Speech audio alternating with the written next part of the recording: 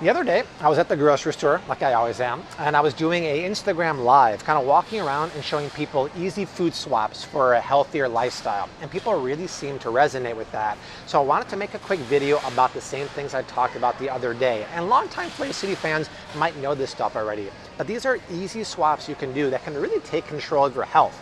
Specifically when it comes to oils, swapping out processed inflammatory oils with better for you oils. Salt, getting rid of the ones that are processed, bleached, and spike your blood pressure and swapping it for the better ones. And when it comes to bread, picking out the most nutrient dense, better for you options. These are 3 swaps that are very easy to do.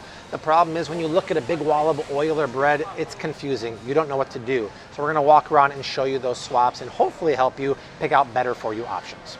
Every time I walk by the oil section here, I see people staring at it, not knowing what to get. That's because we're told by a lot of experts and dietitians that things like canola oil and sunflower oil and even corn oil, which has the Heart Association seal on it, is good.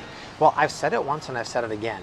Anytime you see any kind of canola oil, I don't care if it's organic or expeller pressed, safflower oil or sunflower oil, grapeseed oil or soybean oil or corn oil, you want to swap those out, especially something like canola oil. The easiest swap you can do is using something like avocado oil to cook. And that's easy because you can control the oil at home. But the problem is, here at the grocery store, almost all these pre-made products, 9 times out of 10, use the cruddy oil. Let me show you.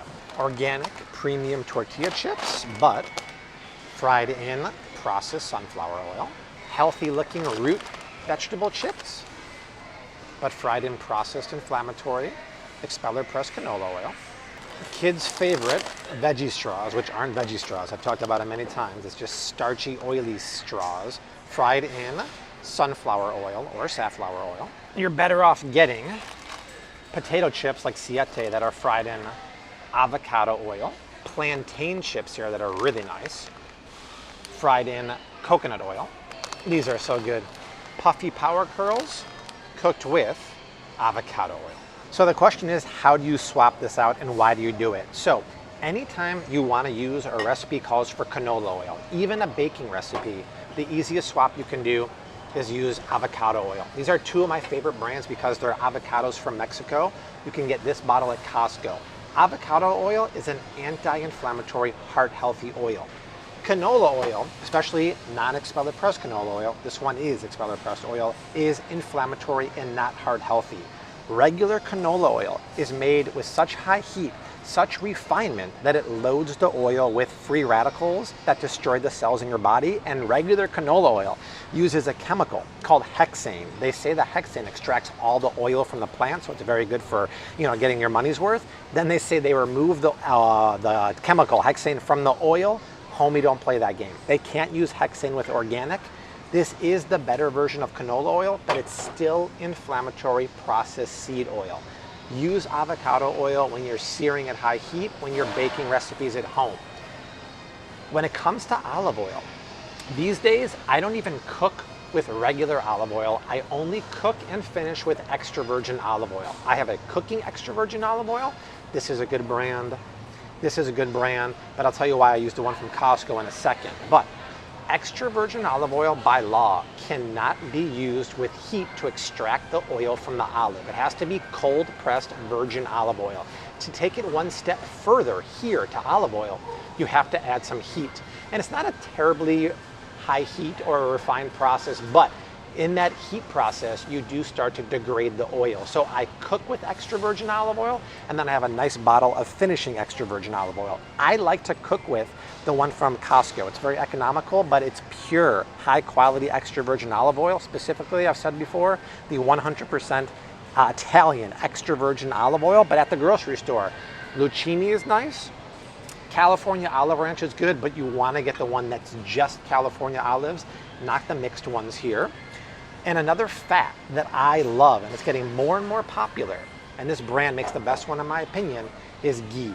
Now, a lot of people will say, Bobby, ghee's a saturated fat. They tell us saturated fat makes cholesterol go up and it clogs arteries.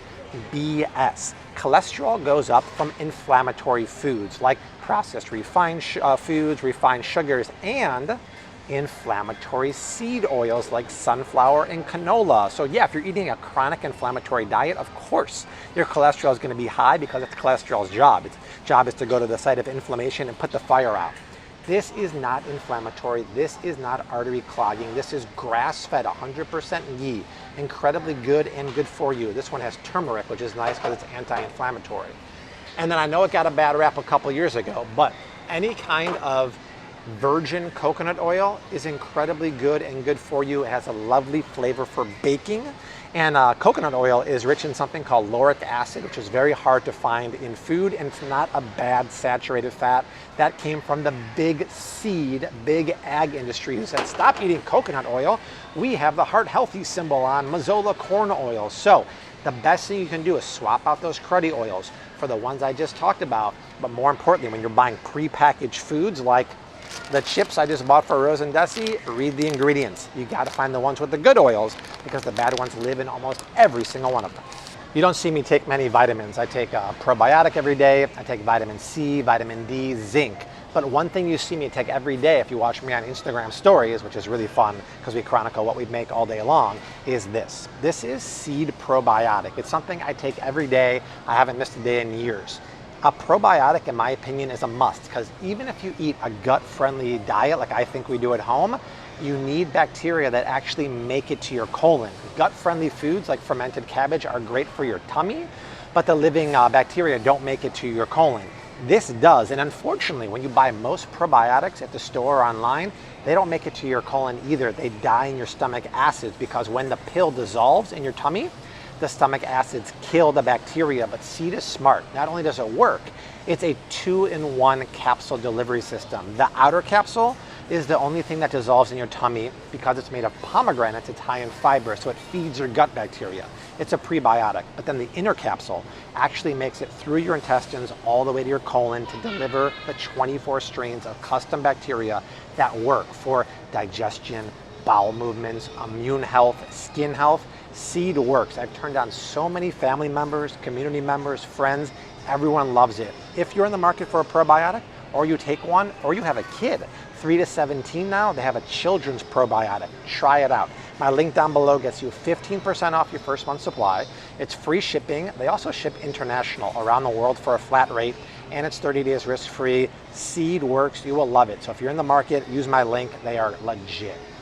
There's so many breads to choose from, and this is a wall. This is like a Game of Thrones giant wall style of bread here. How do you know what to do? Well, if you eat grains like pasta or bread, in my opinion, you gotta have whole grains and complex carbohydrates. When you pick up any kind of non-whole grain bread, this is honey wheat, but it's a very light, fluffy bread, and 9 times out of 10, that's gonna be right there. That's not what you want. Enriched wheat flour. When you see something like enriched wheat, run, Forrest, run. That used to be a whole grain.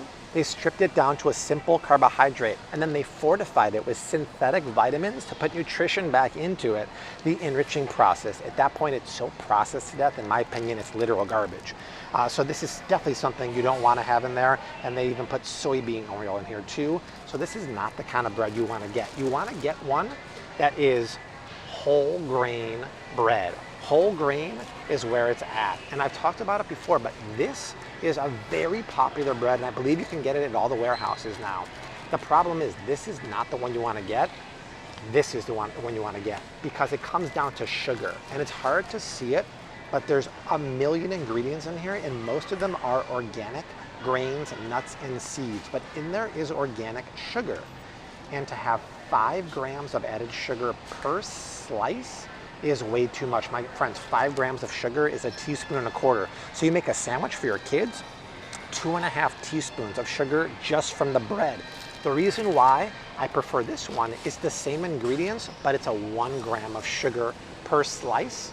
Unfortunately, this is not the one I have at the warehouse clubs here, but it is a complex carbohydrate bread. You can do even better though than organic and whole grain. You can do this. You can do sprouted. This is one of my favorite ones. The other one is Ezekiel, but Ezekiel lives in the freezer section and it's very, very healthy-ish. This one still has a little bit of give to it. It's more kid-friendly. It's mostly all organic. It's organic sprouted wheat. There's cane sugar here, but it's only 1 gram per slice.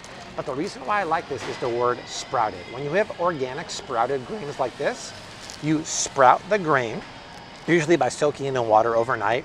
When you do that, you unlock more nutrition and it's easier on your tummy to digest. Sprouted grain bread is the best you can get.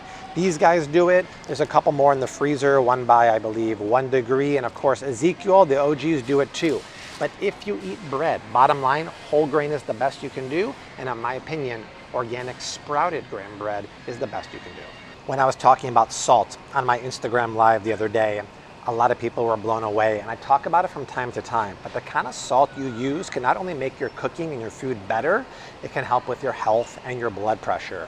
If you cook with the kind of salt that most people do, it's bad for many reasons. This is one version here, but back in the day, I used to only cook with kosher salt from Morton's or from Diamond Crystal. I used to love those, but those are salts that are bleached, processed, and refined. And look at the ingredients on there. You're always gonna see that free-flowing agents like tricalcium phosphate.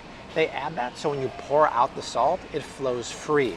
But this is so bleached and processed and refined, you took all of the minerals out of the salt, so it's only pure salt right now. So if you actually taste this, it's salty, but because of that, it spikes your blood pressure in a way that unrefined salts don't. So the easiest thing you could do to make your food taste better and to make for better health for you is swap out those kind of salts for any kind of unrefined salt. I love Celtic sea salt from France. I use this at home pretty much exclusively, but a good Himalayan pink salt is fantastic too. Keep in mind, qualities of Himalayan pink salt can vary. Get a good one. I know the one from Costco is great.